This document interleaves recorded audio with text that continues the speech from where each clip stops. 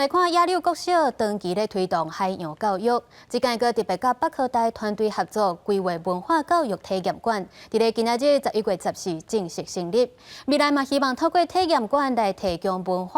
海洋文化资源，帮助更较侪学生来了解海洋的议题，进一步来传达海洋艺术的概念。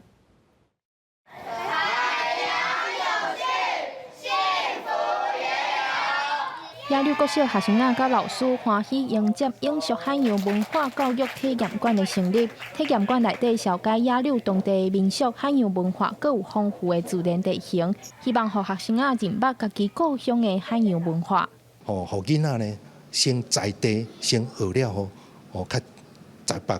的，即馬到我度發展即個國際化，即個囡仔安尼學的。 佮有一個舞台，互因去表現。我感覺學生自從安尼課程了，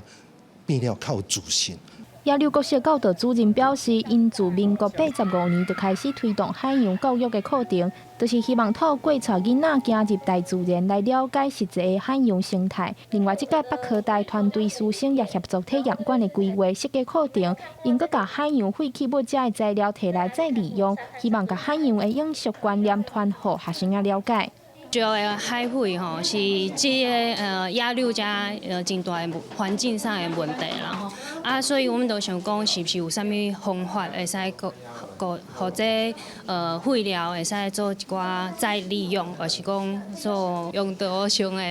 開發這樣子創造啦，讓它的價值可以不會是只有廢料這件事情。 野柳國小的教導主任也講，未來體驗館會規劃海洋永續相關的教育課程，除了讓野柳的學生仔了解故鄉野柳的水，也歡迎其他國校仔來申請使用，做伙來認捌海洋文化，把海洋永續的觀念對囡仔傳到家庭。記者張家佳、謝桂玲新北報道。